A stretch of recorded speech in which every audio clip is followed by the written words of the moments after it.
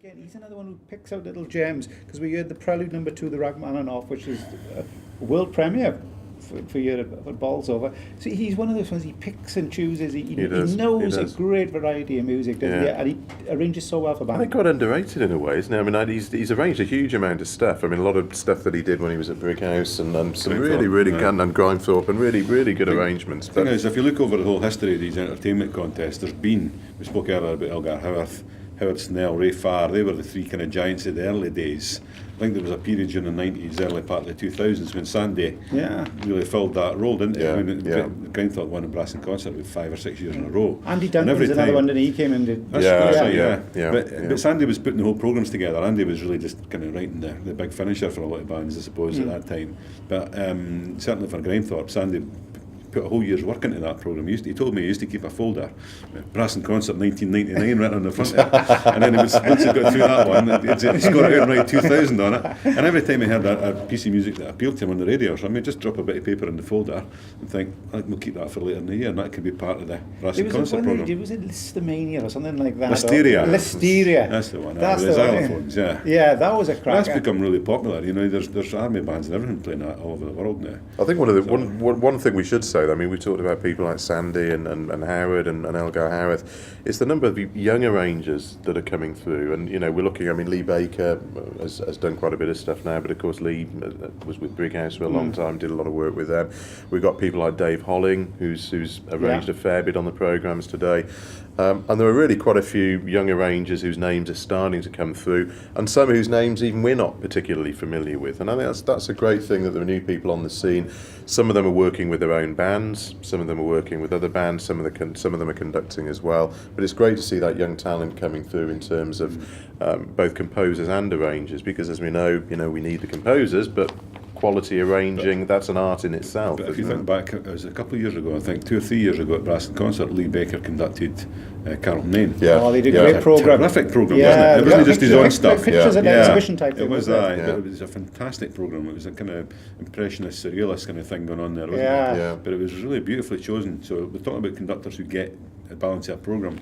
The next conductor of the next band is certainly one of them. Yeah. And Lee likes his themed programmes. Now we were talking about themed programmes. This is a blue themed programme that we've got coming up, isn't it? So, well, just before we go on to that, one thing I've got to say is that we've actually been trending on Twitter.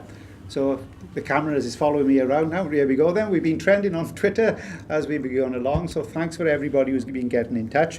We've had John Boy James, who is somebody we actually know very well, who's saying, enjoying the banter, gents, enjoying the music, the selections, and enjoying the atmosphere. And we also got from the Shirley Band, who are looking forward to playing later on this afternoon. The one thing we have to say, at the same time that the first section, the championship section, is going on here, there's also some great entertainment going on in the sports hall, where we've had the unregistered section. We currently have the 4th section, followed by the 3rd section, the 2nd section later on throughout the day. So if you are here, or you want to come to the Heritage High School here in Clown to enjoy some of the action, take the time to go in there as well for the bands, support the bands there, because they're also putting on some great programs. And as we said earlier on, all of those programs are going to be recorded for future broadcast.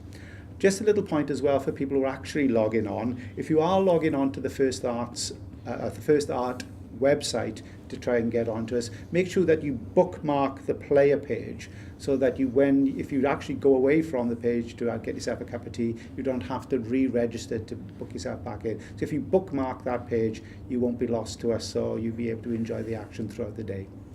Back then to the two gents there, as we said, with Enderby there, and talking about some of the arrangements that are coming on. Great little piece, the waltzing cat. It's a bit like swing music. Bands don't play waltzes anymore. Leroy Anderson used to do these quirky little pieces, the typewriter and all those type of things.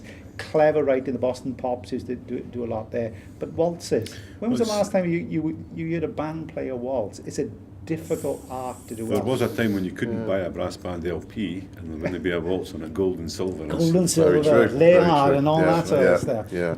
But it's a little bit of a lost art, isn't it? So you've got to be, David Reed is the man to talk to about this, because Yes, David will talk at length about repertoire that bands don't play these days, and he'll talk about overtures, he'll talk about waltzes, he'll talk about music of his era, which is fine. I mean, that was the music David grew up with, but he's really passionate about that, and David will say that playing waltzes, playing overtures and playing music like that, as we all know, it's great discipline, it's great education. The foxtrot is another one you don't. The foxtrot. Samoon, that's it. That's the one. Oh God, there's a piece of my symphonic yeah. foxtrot. I heard YBS with David King used to bring that out in concerts. It's a great piece. The thing about these so pieces difficult. they're actually great to play in terms of making you a better player. These waltzes, they look dead easy when you look at the part, but if you're on the solo cornet bench, you never get a rest. You stick the mouthpiece on at the start, and it comes off 4 verses later, about 15 minutes later.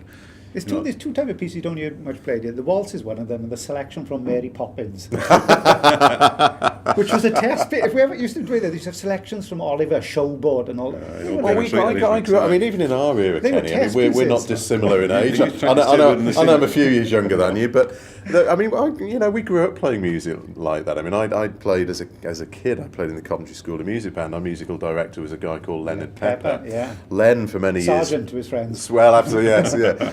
Len was a great character, one of the real characters of banding. But Len really was a trumpet player in the Coventry Theatre Orchestra for many years. Played with all the great stars when Coventry Theatre attracted people like Julie Andrews and all the big stars of the day. And I grew up, playing selections from Carousel, as you say, Showboat. And I actually look back on all of that with real great affection now, actually. I mean, it was good music to Talk play. jobs are the ones, isn't it? You used to start Yeah, off absolutely. at the march, and then you finish off the first half of the selection when your lip was down there. Yeah. And he said, it's either Mary Poppins was the one.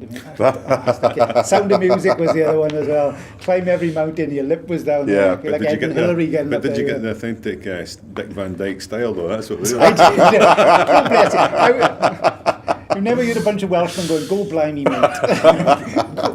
Thank you, Gav. God bless. Feed the sparrows, as they say there. Talking about music of different days, we've got South Yorkshire Police Band coming on next. Oh, we're going in all sorts of different directions here. Yeah. We should, South Yorkshire Police Band, they opened up with a march, The Blue Devils by Charles Williams. Now, I'm going to test your knowledge of the brass band. What other great opener did Charles The Williams? Devil's Gallop, the Which theme was from Dick Barton, Barton. Special Agent. Dick That's the Barton, one. Special Which was Agent. another piece that Desford used to play in Howard right, Snow's yeah. programmes Right. in the Granada Band of the Year. Always had a funny ending though, didn't it? If you weren't constant, and then you had the bars rest. That's it, yes, Somebody yeah, always used yeah. to plop one in from Yeah, there. yeah. But it's strange, 'cause it says on here, Charles Williams, originally born Isaac Cossabright in 1893. I bet you didn't know that. But a lot of his music has got devil. I don't think anybody knows that There we except are. you. Try to educate. A lot of his music got devil in the title, so he must have been a follower. Remember Alistair Crowley? Oh yes, yes. See, there was a man who was on the man on the dark side. He was a Leamington Spa man. I lived Was in he? Leamington Spa, yeah, Leamington There's Spa. plenty of dark sides in Leamington Oh, Spa, absolutely, isn't yeah, there? indeed, You know, indeed, that's why yeah. house prices are Yeah. going up and down in that one there. So we talked earlier as well about themes and stuff like that. South Yorkshire Police Band have got this blue theme. They started with the Blue Devils of Charleswood, and then they're going on to Blue the Nozzle. Again, I'll come back to you with that. The Beauty of Blue with John Doyle and Blue Rondo a la Turk. You've been to see Monozzle, Yeah. and a couple of bands have tried to do stuff that Monozzle. When you see Monozzle in action, they are just something. They're masters. They are masters of musical comedy, and I'm not sure I've ever seen anybody do musical comedy as well as Monozzle. Certainly not in the brass world, anyway.